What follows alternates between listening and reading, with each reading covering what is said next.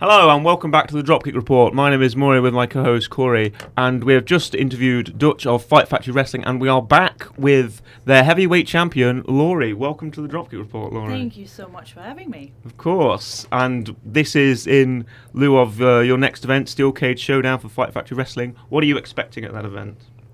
I expect quite a lot, to be honest. Okay. I mean, the whole event is happening in a cage. Yes. So every match is happening in a cage. Every match, however, has a different stipulation in it. So my match against Flex Buffington for the World Heavyweight Championship is going to be pinfall only. So he's going to be locked in a cage with probably the most scariest female on the roster. I would say, we're sitting here with you now. You are quite intimidating. So yeah, good luck to him. Yes, probably. But speaking of you, let's go down to your origins, how you got started in professional wrestling in the business. Where did you exactly find your footing? Right, so I started out back in Germany. My big brother, who is not with me anymore, he got me into the wrestling. He made me watch it, he made me read the magazine, and by accident he actually found an article in the magazine, like all the way in the back, which said there's a wrestling school about 2.5 hour drive from where we were living. So him and his best friend went to go and check it out. Now, keep in mind, there was no wrestling ring whatsoever. It was mats, no ring ropes whatsoever. But they learned their basics there, like falling, rolling, all that stuff. So because I was really interested by watching it, obviously WWE, he then was like, why don't you just come along and give it a go? And that's what happened. And a few years after that, we basically made a decision like, this is not enough for us, so we want to progress in this. So we found another wrestling school / promotion. And we went there to train, and they had a wrestling ring. Now, keep in mind that wrestling ring wasn't the softest. It was rather hard. I hated every minute of it. But yeah, this is basically how I started. That was about, you can say about 20 years ago now. Yeah, and that's nearly as long as we've been around. Well, yeah, around that. Goodness, yeah. But still, it's great to hear how you got origins in the business as well. But speaking about Fight Factory, how did you get involved with sort of the local sort of indie scene here in Lincolnshire? So me and my partner Robin, we moved to England in 2015, all for wrestling. So we left Belgium together, moved over here, and we moved to Norwich back in the day. Which big hub for wrestling. Big hub for wrestling. Yes. So WAW was their promotion, run by Ricky Knight and Saraya Knight, and we worked with them for quite a few years. I had a lot of really good matches there. I had the opportunity to step in the ring with former WWE stars like Mickie James or Victoria. I met a lot of the guys they brought in. I stepped in the ring with Jazz, so it was a really, really good time, and we did decide to move away from Norwich. Maybe I've fallen out with the owners, which is now we're on an alright basis. But back in the day, it was just it's better to just move, just get away from it, and let it settle and see what happens. And we moved to Lincoln. Oh, there you go. And you've since found your sort of base with Fight Factory, which is really great to see. So when we spoke to Dutch, he spoke to us a lot about that. Obviously, he's a coach as well. He spoke to us a lot about the training aspect and seeing students grow into finding their feet with pro wrestling. Have you found anything like that? If you've been involved in sort of that side, or seeing maybe younger recruits sort of build themselves up with the promotion? So when we were still living in Norwich as well, me and my partner at one point were running their junior classes. Yeah.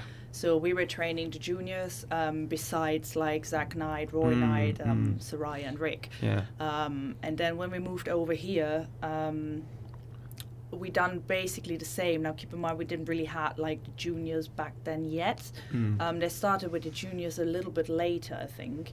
But we did help train like the upcoming stars. Some of them are still there, some of them have left the company. But yeah, we did train. I still go down to training now, go and see what they do. It's nice to see how they progress throughout this time, like going into the training and then being able to be put on the shows in front of like an audience, which obviously in the training facility you don't have. So it's really, really nice to see how they just bloom, how they like come out of their shell. Yeah, wow. Cool. So when we were speaking to Dutch, he had big props for, I guess, your character work, but also getting the audience involved, kind of getting the crowd involved, whether it's them liking you or whether it's the opposite, them completely despising you as a heel. What is it like with a smaller crowd in particular? Because again, with Dutch, we mentioned indie crowds, especially smaller crowds, tend to be a bit louder, a bit more rowdy, and a bit more into it. Yeah,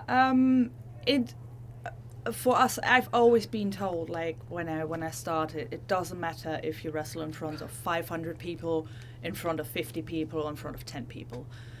You still bring your A game. It doesn't matter. It's different if you have a smaller crowd, but it's more intimate, if that makes sense. You like bring them in even more because you like only have a small crowd to work in front of. So you have to make sure each and every person in that crowd is watching you and reacting to you. So there's a difference, but I don't really like make it a difference to myself. Like it doesn't matter how many people are in the room. Dutch also praised you a lot for, as Corey mentioned, able to sort of turn the fact that perhaps you started as a heel, let's say, and you didn't change much about your style, but the fans sort of grew to support you as a face. Have you found that sort of natural progression to influence your character in any way, or your persona, let's say? Not my character. Okay. I'm still the same Yeah, person in the ring. If you hate me, you hate me. Yeah. If you like me, you like me. That's how it is. But most of my wrestling career, I have been the heel, so I have been the baddie. And it was like even before we moved to Lincoln and Dutch and Becca brought us in, it's like, okay, we're going to bring you in, but we want to have you not work as a heel, we want to have you work as a face. So it was like, okay, but that's where your training comes into play as well. It's like, if you can work both things, it makes it so much easier. So you're versatile in what you actually can do. I love the people hating me. That's just me. That's my character. I absolutely love it to like wind them up and really like get angry in the ring. But now that I have been the good girl for like a few months now, especially in Fight Factory, it's like, even though some of them still hate me maybe, but a lot of them grew towards the thing like, okay, she is the good girl now. It doesn't change my work in the ring. I am still aggressive. I do what I want. It doesn't really change. It's just the crowd is more behind me than other people. So. Wow. And let's talk that in-ring style. Now, for most people who say watch, I don't know, WWE, let's say, and they think of the sort of big hard hitters, you're thinking of people like, I know, Walter or Gunther, your own Marcel Bartnell or is it Axel Dieter Jr. was his previous to? Yeah, exactly. They're sort of the European, almost strong style that you've developed, right? How would you speak on that? Is there a way that it's come from your roots, or there is sort of versions of that? Because obviously there's a Japanese style of it, and it's with now sort of a European sort of Brit wrestling, kind of British strong style almost, which is developed from that. Oh, that's a good question. I more or less became an all-rounder. I can like work any style. It doesn't really matter. You can see me like high flying through the ring. It doesn't happen a lot. It's like on occasion, but it's, for some reason, I think this kind of style has been drilled into me when I was trained by Saraya Knight. Yeah. Obviously, she does know her British wrestling. Yes. She has been traveling the world. She has been like, but she always stick to her British roots. So British technical style of wrestling can be very fluent, can be very nice, but it can be also really, really aggressive. And I think that's where I kind of picked it from, and it's just stuck with me. I don't work any different if I'm in there with a female, if I'm in there with a male. You still get hit the same way. So it's a lot of guys in the wrestling business, if they know they have to go in the ring with me, they go like, yeah, but they just know that I'm just gonna hit them. But I expect the same back. Yeah, of course. I'm not a person that's like, I'm gonna hit you as hard as I can. Yeah. And you're not allowed to. Yeah. It's like, no, I expect it back. And if they hit me like too soft or whatever, I'm literally looking at them and go like, that's it. So yeah, but yeah, that's basically where my style came from, being trained by Saraya and my partner as well, because he has been on the European circuit for quite a long time. Yeah. But I always loved this kind of style of wrestling. So when we had Dutch on as well, there was a lot of conversation about being in a ring, doing your kind of normal stuff. Again, Dutch being a kind of bigger, more strong style hitter, but he said he also likes doing comedic wrestling. And now, your match in Stoic Showdown is against Flex Buffington, who I would categorise as a comedic wrestler. And if anyone's seen him, will probably agree. What is it like being in a ring with someone that's more of a, I guess, comedic style, or more of a, he isn't going to be as maybe serious as all the other people, but it's kind of working in that sort of range? I adapt. Perfect. Yeah, no, I definitely adapt, but that's where the versatile kind of style comes in. It's like I can do the comedy as well. Yeah. You don't maybe expect it from me, but it's there. And Flex Buffington, to be honest, he doesn't get praise enough, to be honest. He's the same kind of person. He can adapt to situations really well. I have faced him on the last show we had. And even though I know he is more of like on the comedic side of wrestling, he actually can wrestle. Yeah. And he knows his stuff. So it's going to be interesting to see what is going to happen on the 4th of February. Just because we faced each other on the last show, it's going to be interesting what he's going to pull out. So. Do you think you know each other much better now? Do you think maybe if he's trying to pull something up on you, you could know what he's on with? That option is there. I mean, yeah, definitely. I don't know him as well as Dutch does. Yeah. I mean, them two have faced each other so many times, I even lost count. But it went from all kinds of like. You think Dutch might be in your ear then before the match? Do you think? No, he wouldn't dare.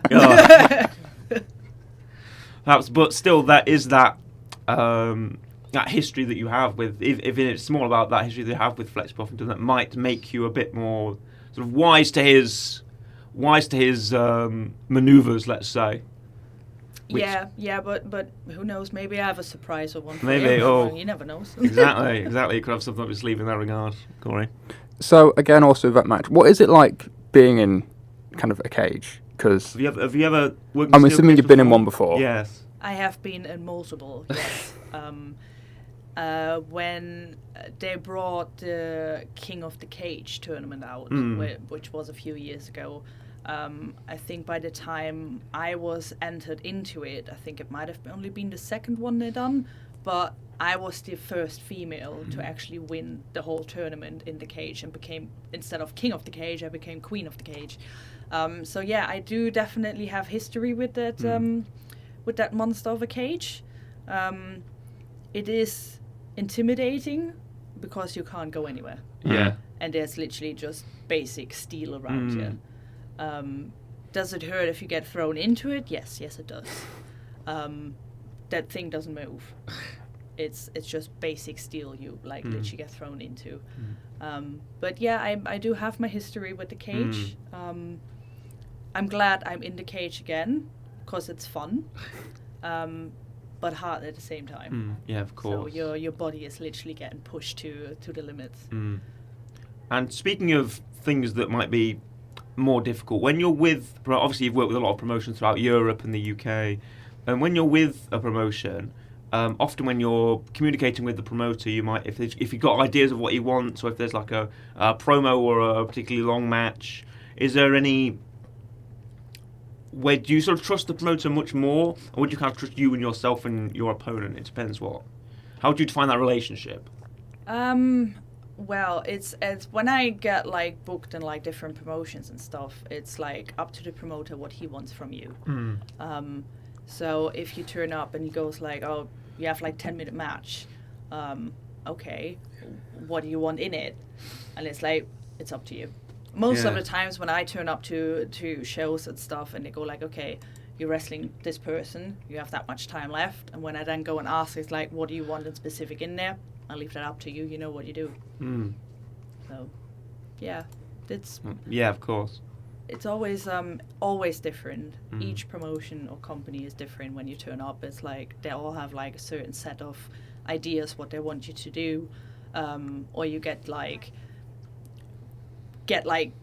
kind of like a vision beforehand already. So, but yeah, this is how I just go into it. I cross that bridge when I get there. Yeah, adaptability. Yes. Is the name of the game here, obviously. Yeah.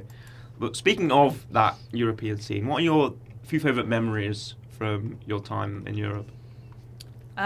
So when I left Germany, I was 21 years old. Wow. By that time, I was on like some events with like big names on it and this and that. I haven't properly wrestled, if that makes sense. So I started to become a professional wrestler once I moved to Belgium. Because once I lived in Belgium, I was able to travel around, go to Italy, being booked in France, which was quite, I think the first 3 years of my wrestling career properly, France was actually the place where we have been more or less every weekend. So traveling up and down the country in France, having a day job at the same time as well. So it was like going there, leaving on a Friday or whatever, and coming back Monday morning to then 8 o'clock Monday mornings. I'm going to have to go back to work. So sleep was minimum.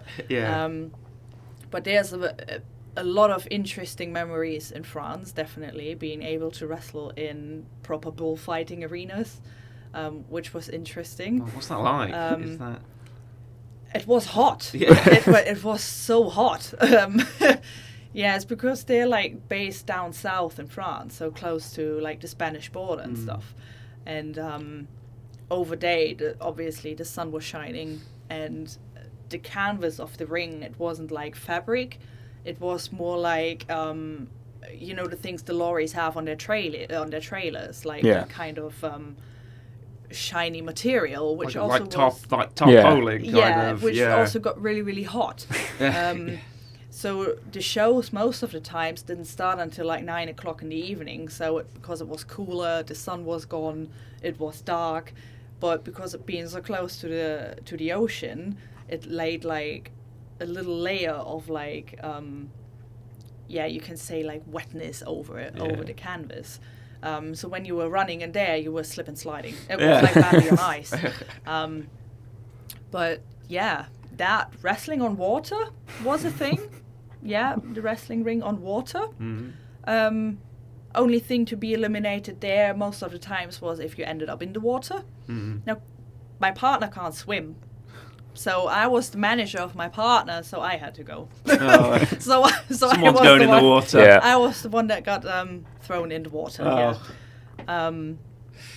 But yeah, my first proper outside booking, where I also had to fly, which was an experience on its own because I've never been in an airplane before, was getting a booking in Finland. And I was honestly, I did not want to go. Just because I was so afraid of flying. But once I was on the airplane and it took off, I was like, oh, that wasn't so bad. And then I was like, I still need to get down. And that wasn't bad either. So I was like, okay, I can do this. So I knew, like, I don't need to be afraid of flying. But yeah, that was an experience. Wow, how was Finland? It was interesting. having the girl I wrestled over there come over to England, right, work for Soraya Knight's promotion quite a few times, so we kind of knew each other. So her promoter, which we wrestled in France with as well, knew me as well because obviously I started my wrestling stuff over in France, and I think I must have just impressed him the way I was working, that he was just like, yeah, I want to bring you over to Finland. So I remember the match being hard. The crowd was interesting because obviously it's a Finnish crowd. Yeah. So I didn't really know what to expect, but I just went with it. When I was not only did I watch a lot of footage, because during our research period, Yes. not only do we watch a lot of footage, obviously people that we interview, but lots of people who are sort of in, or sort of come from similar backgrounds. And when I was watching a lot of European wrestlers being interviewed, they'd always talk about sort of European people have a sort of different outlook on professional wrestling than perhaps British or American people do. Do you find that's true? I can only speak for myself. Yeah, of course. Because most of my wrestling career was in Europe and over here. But for me, I don't really see a difference in there. Maybe it's because I haven't been working that much in like back in Germany or whatever. I didn't see a lot of shows over there. Yeah. But I can't really say that there's a difference. On my personal note, I don't really know. Of course. No. Corey? So we mentioned earlier as well, you are Fight Factory Wrestling's heavyweight champion. What is it like being the kind of, not only a champion in the company, but I guess their main champion, their kind of top person? Because you are, in a way, you think like WWE, you think like Roman Reigns, he is kind of the face of the company currently. Right. He is kind of that main person, you put a belt on him, you are representing you're the standard bearer almost. Yeah. You're the top of the mountain, to say. You're the sort of the I always saw a champion as the peak performance of that brand, right, or that promotion. Yeah. What is it like being that and kind of being that champion and being picked and going, right, the belt's going on you, almost. You've earned this or whatever. And this is on you now. It's a huge responsibility, if that makes sense. It's for me it was an honor, just for the pure fact, again, I was the first female to actually be able to hold the World Heavyweight Championship in Fight Factory Wrestling. But it also means each time you just have to bring a bit more than on your last show or event. So you always have to think ahead of going like, okay, they obviously trust you with being the top of the mountain, like you said. But they wouldn't have given the World Heavyweight Championship to me if they wouldn't have known I can do it. Exactly, yeah. It's a lot of females, especially now, you don't actually have a lot of females who are holding the men's main championship. There's another female down in Hastings for EWW, which is Scarlett. Yeah. She is the top of the mountain there as well. And it's nice to see that the promoters in particular have like this trust in you as a female of being like, we know you can do this. And it doesn't matter who we put in front of you. Yeah, of course. You will be able to perform in like a certain way that it's shown that you can be the main event of a show. And to have that sort of, as you mentioned, the word responsibility came up in your answer, and to be sort of responsible for carrying that, not only to make your own pathway, but also the legacy of everyone else who's held the belt before you, right? But to also make your own sort of reign stand out, if you get what I mean. Yeah. To make your own reign stand out and to carry the championship that has so much acclaim, right? Because obviously that's what everybody wants. That's what everyone wants, to be a champion, and to be that, like I said before, flag bearer, standard bearer for the company must be a massive undertaking. Yeah, definitely. It's, like I said, it's a huge responsibility. I'm honored that they give me the responsibility of running, actually being the main person on the roster to hold the championship. Yeah. but on the other side, it gives me a huge target on my back. Yes. Because everyone wants to be that person. Yeah. So when I took the championship from KD, he is like he's not a tall wrestler. He's not a big guy. I mean I'm not saying like he's like tiny. Well, he kind of is. But he was running with the championship for quite a while, and I was chasing it. And even though we had, which I'm 100% sure I should have taken the championship there, but at the drill hall, we had a ladder match, which was another thing. Is like I've never done a ladder match before, and it's like he just put the stipulation in there. Is like if we're gonna have this match, we're gonna have a ladder match, and it's like, okay, did anyone ask me about this? You weren't told at all. There was no. It was just like go for it. Yeah. And then in the end, for the last bit, he literally jumped from another ladder on top of me whilst I was laying on a ladder, and it was the video. If you watch it back, it just looks like he killed me. But I'm pretty sure I should have taken a championship there. He was lucky, but then I took it on the next show. You in did. Gainsborough. I did.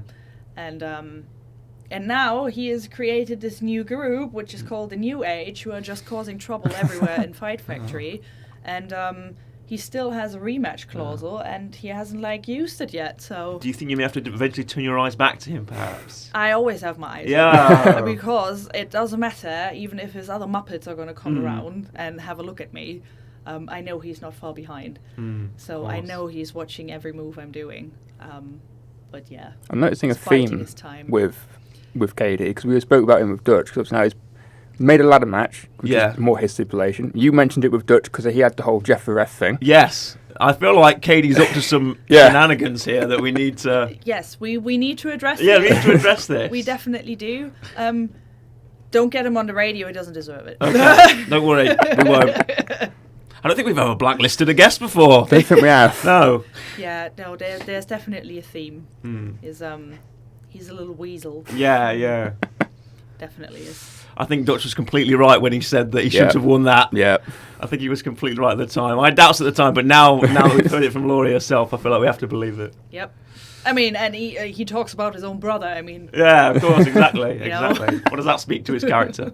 But as far as that winning championship match goes, that was a tough. We watched that ourselves, didn't we? Yes. And that was quite a tough affair. And you really came out of that match just.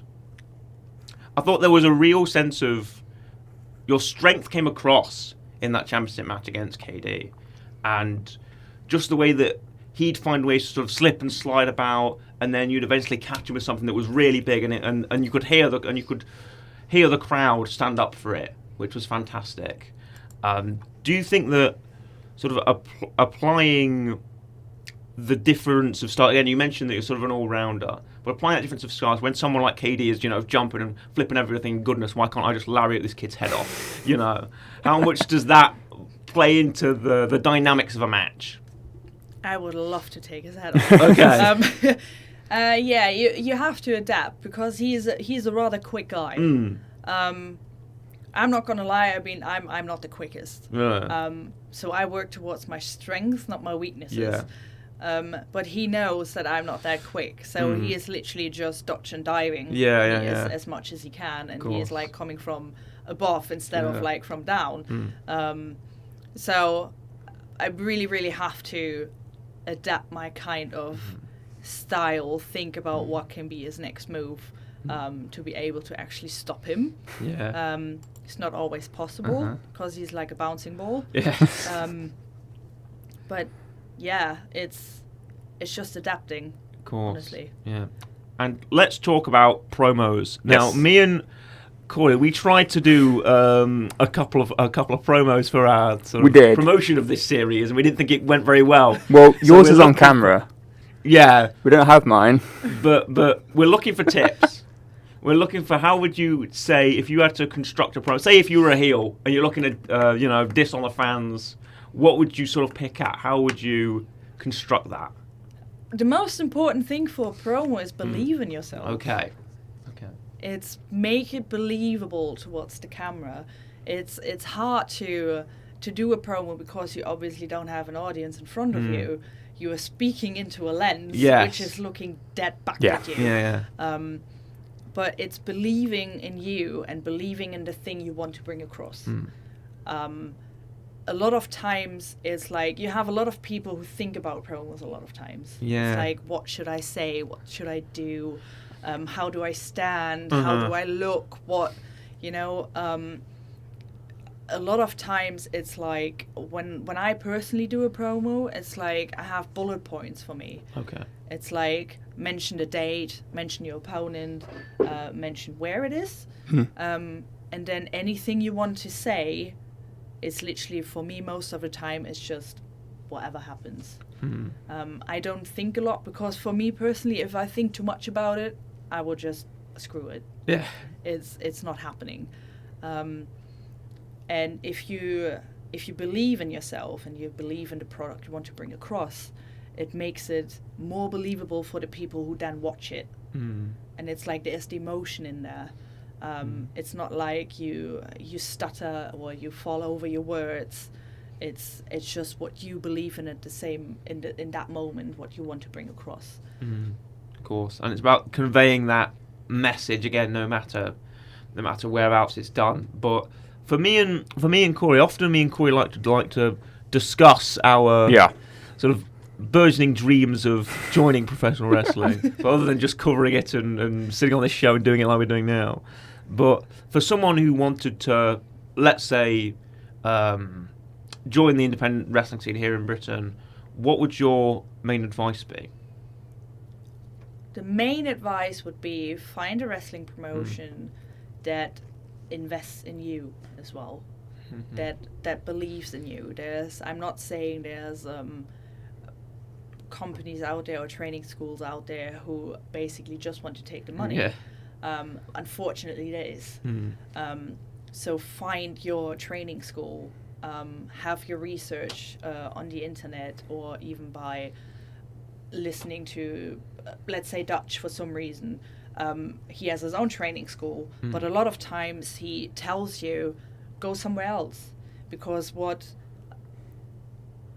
he can teach you, someone else might teach us a different way, but you take something from it and you like use it in your own skill set.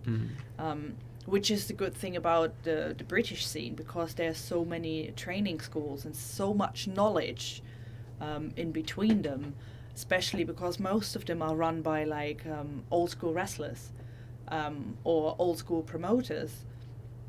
And it sounds really weird, but if you watch wrestling now, it's a lot of the things like the new generation does. It's a lot of flips. It's a lot of jumping, and it seems like they kind of forgot about the actual fundamentals of a wrestling match. Yes. They're there to maybe pop the boys in the back, and they completely forget about the crowd. And but there's a saying, it's like what's old is going to be new again. Yeah. And my partner always drilled that into me. So when I watch wrestling matches, I watch old school stuff, because you will find things you can make your own. You can maybe use this exactly as what they were using it back in the day, or you just switch it up and put something new in there, what makes it more your style. But yeah, if you want to sign up for a training school, honestly, the first thing you do is make the step. Go contact a training school and go like, look, I'm interested in it. What do I need to do? Find the ones that give you the time, the skills, and most importantly, like, believe in yourself. You can't become a wrestler from one day to another. It takes time. There are people out there who like click on really, really quick. And then you have people out there who just it takes a bit longer. But then if it takes a bit longer, it doesn't mean you're bad. It just means like you just need longer. It's just how it is. But most importantly is make the first step and just contact a training school. Yeah. Well, and even from your, you mentioned hearing about it in the newspaper, or your brother seeing it in the newspaper. which is just fantastic, and just it is about that step forward, right? But something I often think is kind of a key to what you said is I think with professional wrestling, you said sort of less is more, and I always say that it's not what you see in a match; it's what you don't see in a match. Is often like almost like the subtext or reading between the lines, sort of thing. Yeah.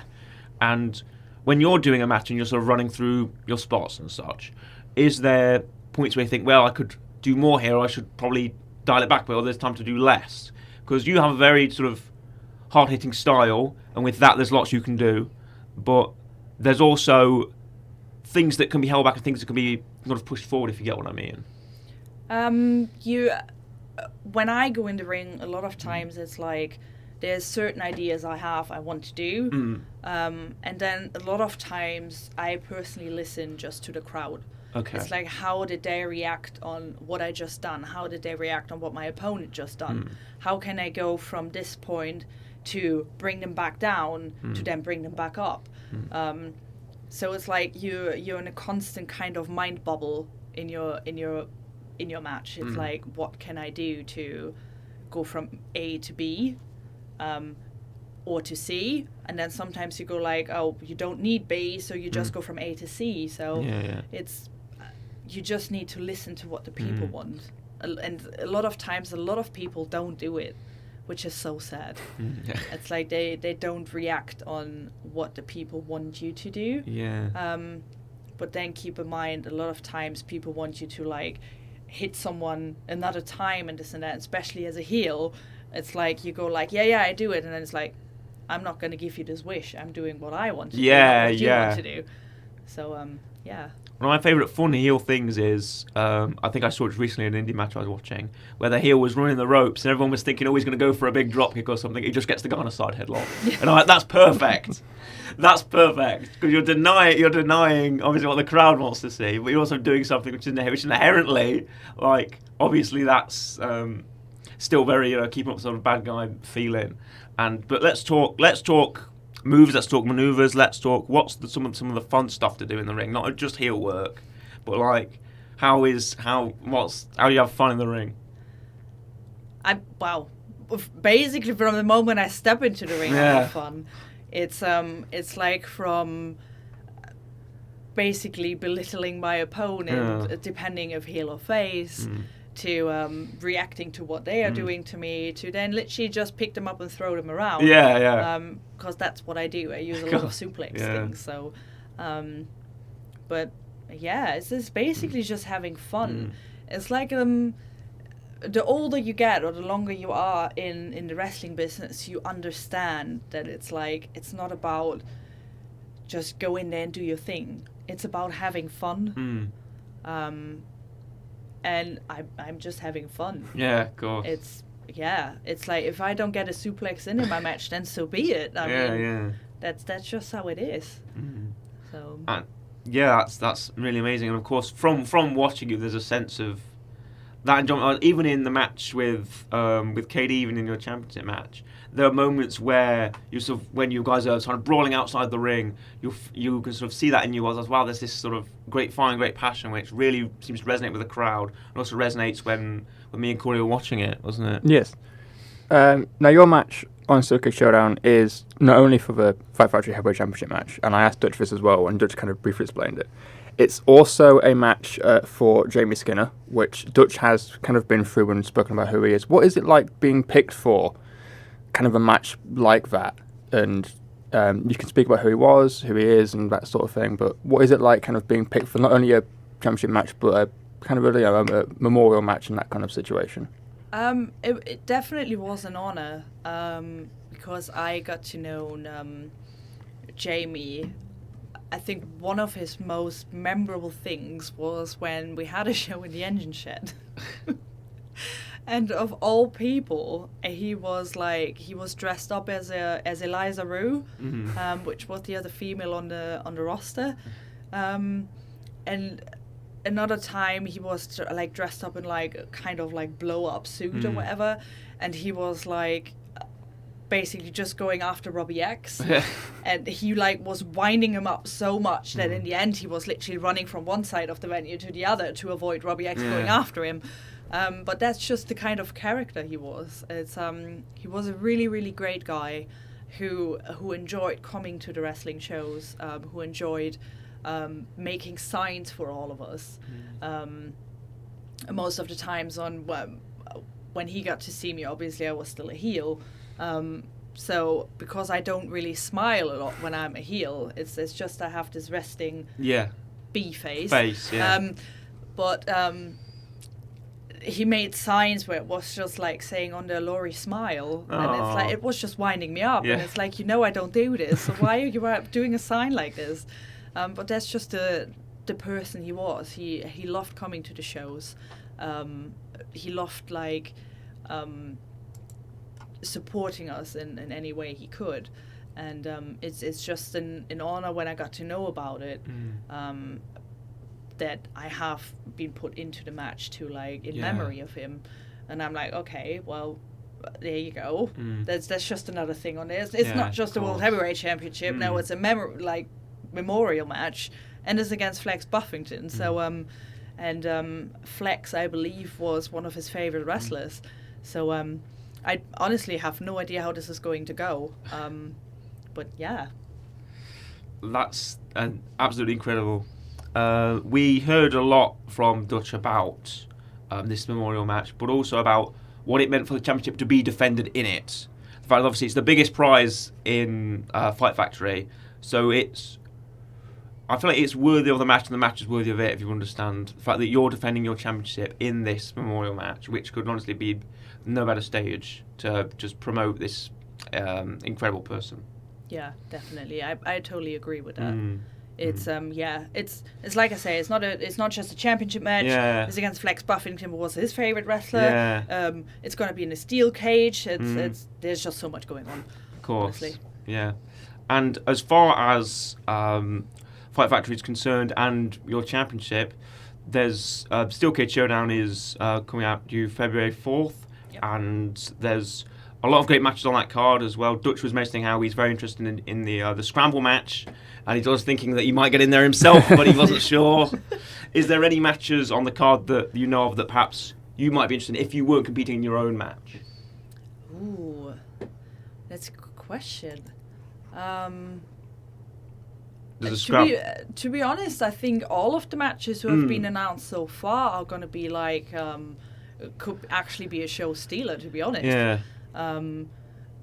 I just hope that now, I don't know if you have followed the Fight Factory Wrestling social media kind of side, but we'll plug them. Paul Malin has been piping up, which was one of my last opponents as well at Body Slams to Cancer. And he would like to get his hands on KD, funny enough. Yeah. So that busy. Definitely can, if that is going to be sanctioned properly, it's going to be a one to watch. Of course, definitely. yeah. And as champion, you've got to keep your eyes on all comers, basically, because you never know exactly. You know. From the moment I walk into the building, it's just like looking everywhere. Yeah, exactly. Cool. So, what is it like? Obviously, again, you're at Fight Factory. You've got a pay-per-view coming up.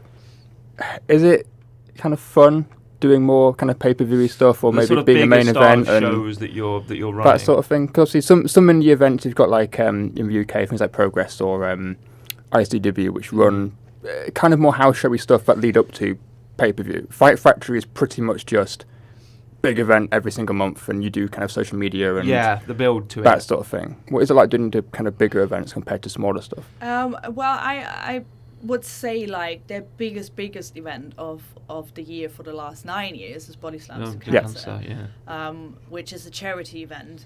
So a lot of times, if they have events coming up month to month, it's like anything that happens on there is going to lead up to Body Slams to Cancer. So anything can happen in between that year from the last Body Slams towards the new one. But it's Fight Factory is proud, if that makes sense, to be able to do the shows on a bigger scale, like having the technology in there, having the screens, having all the lightnings. There's pyrotechnics, there's smoke stuff going in, and I think it makes the product look a lot better. But even if they wouldn't have it, I don't think it will make a difference. So it's you can think of like having the events like how they run it, and then think about like working on a camp show. It's like most of the camp shows, it's just like, go out on stage, ta-da, I'm here. And yeah, but I don't think it makes a big difference, to be honest. Well, and I don't want to put you on the spot here, Lory. Oh dear. But obviously, this is coming out the day before Steel Cage Showdown. Correct. Would you have any words? Perhaps Flex Buffington is listening. Perhaps this has received some promotion, and the Dropkick Report is maybe mentioned in some regard. But would you have any words to your future opponent, and any predictions, perhaps, for the outcome of your championship match? I would say, Flex, if you're listening to this, I would suggest you get in there with a fresh set of like ideas, because I have been watching all your matches you have been doing throughout your time, and I'm not one to mess with. I will go in there and I will give it my best, and if I have to smash your head into the cage, then so be it. But I will be walking out still world heavyweight champion. I'm terrified. Yes, we believe that 100%. Yeah, of course. But before we leave you today, Lory, who have you been? You say you've watched a lot of old matches and you find some of your best stuff in there. Who are the two wrestlers that you've been watching recently that have really been impressing you? It can be, 1990s, 1980s, even up to today. Who matches have you been watching that you've been really enjoying recently? Oh God, recently? I actually recently haven't watched any wrestling. I just like how my day job is, and night job, let's say, and having the time, like once you wake up and then get all your other things done before you go back to work. It's like I don't really have time. It's like I just want to relax, if that makes sense. Okay. Your goats then? Who are the people that you really look up to in wrestling? I would say a lot of times when I watch like wrestling matches, there's Bret Hart is one of them. Eddie Guerrero is another one. I loved his heel work. I loved how he like weaseled his way around in his matches. Will we be seeing the Eddie Guerrero chair spot, or will that be coming Steel Cage Showdown? Oh, but you never know. Yeah, exactly. You never know. But God, there's so many. It's like even like names like Paul Orndorff and stuff. It's like there's just I love watching the old school kind of things. And then if you watch like the new stuff back, like from the recent WWE events or something, it's like you think like this this is just too new school. I'm not against it. I'm absolutely not against it, because like everyone has a different set of like what he wants in a wrestling match or what the fans want to see or whatever. But I will probably always go back to like the old school kind of things of how they bring the people into the wrestling match, and how they literally like just throw out the line and like, will you back in? But which is obviously fantastic to hear. And before we do close the show, now's your time to just plug away. Is there anything you want to get out on the air, your social media, Fight Factory, anything you just want to open forum, basically? I would definitely say if you can follow Fight Factory Wrestling on Instagram. They are on Twitter as well, which is FFW UK.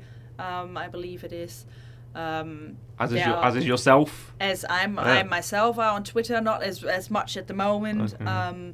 But you can find me under Lory 87, I believe it is. I actually have to think now. You can find me on Instagram, which is _Lory _87. You can find me there. You can find me on Facebook, which is Lory Born Angry. But yeah. And if you can't find me personally, just go on Fight Factory, because they follow me everywhere. Exactly. And the biggest thing for Fight Factory, as we've been talking about, is Steel Cage Showdown on February 4th. Correct. It is. Which is setting up to be a fantastic event. Really, really amazing. So we hope you enjoyed our time with Dutch and Lory, and we'll see you soon on the Dropkick Report. Goodbye. Goodbye.